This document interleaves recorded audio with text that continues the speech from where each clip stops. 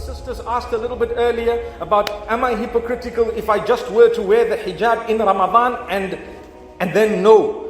And you know, I told you, it's very difficult to answer that because we've got an issue. What is it? We know what is our duty, right? But we also know the reality on the ground and what it is. And we know each one has their struggles, just like I have mine. And we want to encourage you. So we will tell you, my sister, when you walked into the masjid, what did you do to yourself?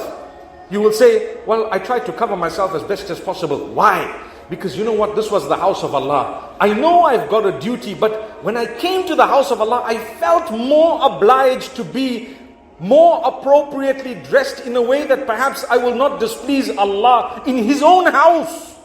Surely that's recommended. I mean, surely it's commendable, to say the least. Commendable, right? Because you walked in and you felt for a moment, hey, you know what? This is the house of Allah. When you go to Mecca, for example, you won't just walk around in whatever you might have been if you weren't properly dressed. Just an example. The guys who smoke, they won't just light a cigarette and start smoking in the middle of nowhere. No, they won't. It's a sign of Iman when you say, hey, hang on, this is the house of Allah, throw this thing away. Sometimes when you see a religious person, it happens that, you know, you tend to throw away the cigarette. I know of people who do that. I know of some people, they have the scarf on their shoulders, and suddenly you see a guy with a beard and you put the scarf up. I used to wonder when I was in India, and it used to happen a lot. And I used to say, am I the only man here? And I realized, yes, I am. Subhanallah. When I say yes, I am, I mean, you know what, you got a beard, you actually, somehow something happens to them, you know. And they just feel, no, gosh. But I want to tell you, it's from the hadith of the Prophet ﷺ regarding the angels. And the hadith says, the angels are affected by what a normal pious human being would be affected by in terms of negativity. When a person does something that is not upon the level of morality or values that Islam teaches. Did you hear what I just said? So the angels, they get affected by it. إِنَّ الْمَلَائِكَةَ لَتَتَأَذَّى, meaning these angels, they feel this adha, this discomfort, this pain.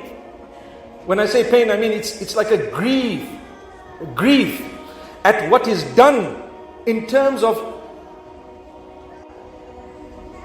that which would affect a normal pious human being. You know, they probably wouldn't judge, but they would feel, at least to say a little prayer in their hearts if they had a golden heart.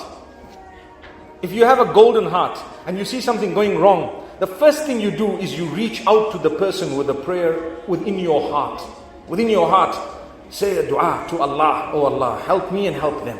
Help me in my own mess. And help them in whatever they're going through. You know, that's what it is.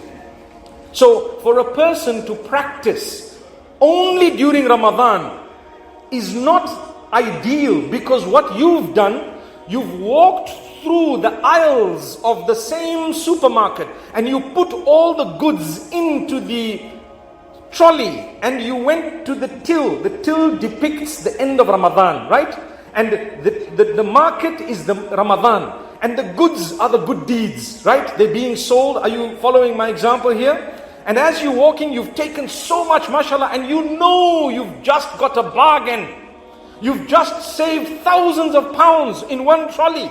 And you've taken the trolley, you have to go to the till, right? The till is either self-help or someone cashes everything out for you.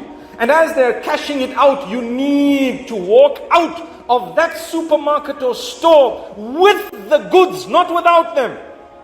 Many of us, we've taken everything and then we leave the whole trolley in the supermarket and we walk out, hey, I had a bargain. There were bargains at this shop. You just lost your money, you didn't achieve anything. That's what we do with Ramadan. We do the good deeds in the month of Ramadan. Throughout the month, everything was collected. We forget to cash out on the day of Eid. And we come out of Ramadan, but where's all the good deeds? We left them in the store.